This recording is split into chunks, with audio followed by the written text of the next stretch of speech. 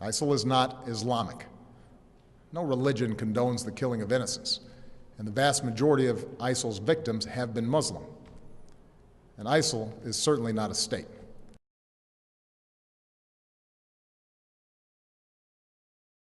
Dear Mr. President, with all due respect, sir, I must tell you that you are wrong about ISIL. You said ISIL speaks for no religion. I'm a former Muslim. My dad is an imam. I spent more than 20 years studying Islam. I hold a bachelor degree in religious studies, and I'm in the middle of my master's degree in terrorism studies. I can tell you with confidence that ISIL speaks for Islam. Allow me to correct you, Mr. President. ISIL is a Muslim organization. Its name stands for Islamic State. So even the name suggests that it is an Islamic movement. Their leader, Abu Bakr al-Baghdadi, holds a PhD in Islamic studies. I doubt you know Islam better than he does. He was a preacher and a religious leader in one of the local mosques in Baghdad. ISIL's 10,000 members are all Muslims. None of them are from any other religion. They come from different countries and have one common denominator, Islam. They are following Islam's Prophet Muhammad in every detail. They imitate him by growing their beards, shaving their mustaches, and in the way they dress. They follow his command in the hadith to differentiate themselves from the infidels by wearing their watches on the right instead of the left hand. They implement Sharia in every piece of land they conquer. They pray 5 times a day.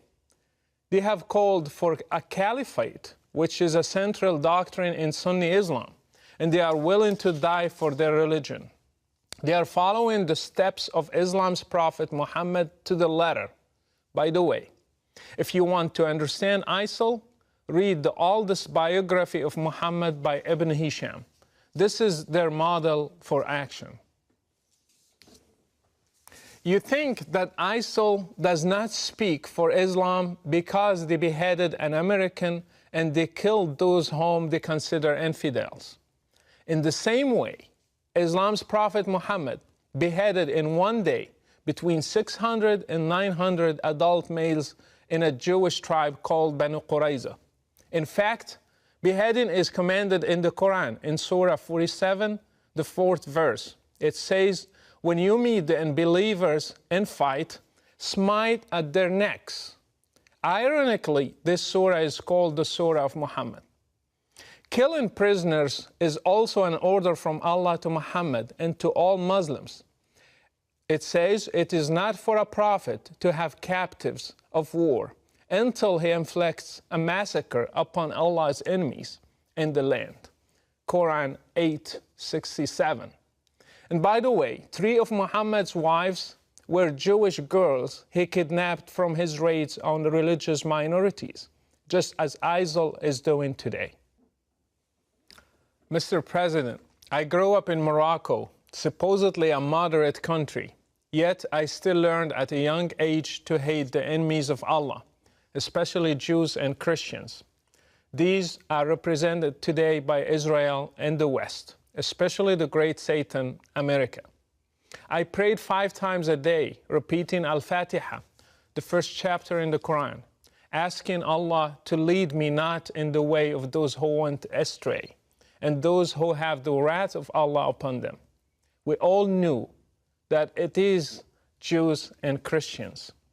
We have been brainwashed to hate all of you in our sacred texts, in our prayers, in our Friday sermons, in our educational systems. We were ready to join any group that one day would fight you and destroy you and make Islam the religion of the whole world, as the Quran says. This is what I and millions like me have been taught. Mr. President, this is an irrevocable fact. Fortunately, when I grew up, I chose to leave Islam and became a Christian because I believe that God is love. Others also left, and still every day they are leaving Islam and choosing different paths for their lives. All of them are suffering today because, again, Islam's Prophet Muhammad said, "Whoever changes his religion, kill him." I left Morocco under persecution.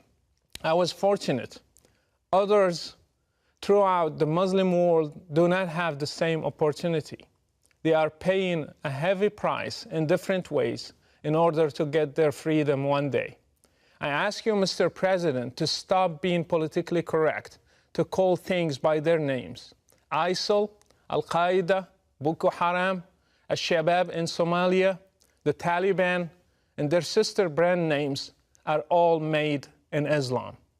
Unless the Muslim world deals with Islam and separates religion from state, we will never end this cycle. Until you deal with the root of the problem, you will be just dealing with the symptoms. ISIL is just one symptom. If it disappears, other ISILs will be born under different names. You might ask, then why does ISIL kill other Muslims? The answer is that they consider them infidels, not Muslims. Do you know that all 4 schools in Islam agree that if a Muslim stops praying, he should be asked to repent, and if he does not, he should be killed? Do you know that Muhammad tried to burn his own companions when they stopped coming to prayers? So anything that qualifies a Muslim to be an infidel can be a reason for killing him, even neglecting to pray.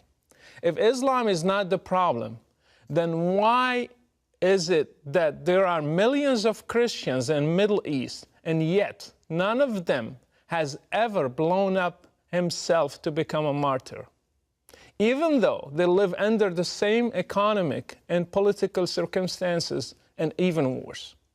Why have many Muslims in the West also joined ISIL if Islam is not the reason? Why have even new converts to Islam become terrorists? Mr. President, if you really want to fight terrorism, then fight it at the root. How many Saudi sheikhs are preaching hatred? How many Islamic channels are indoctrinating people and teaching them violence from the Quran and the Hadith? How many Friday sermons are made against the West, freedom and democracy? How many Islamic schools are producing generations of teachers and students who believe in jihad and martyrdom and fighting the infidels? And finally, how many websites are funded by governments, your allies, that have sheikhs who issue fatwas against basic human rights? If you want to fight terrorism, start from there. By the way, I do not give my full name because Islam is a religion of peace. I'm known around the whole world as Brother Rashid, and I implore you to take a stand for international human rights and the future of democracy, and speak the truth about the real threat that is facing all of us. Best regards, Brother Rashid.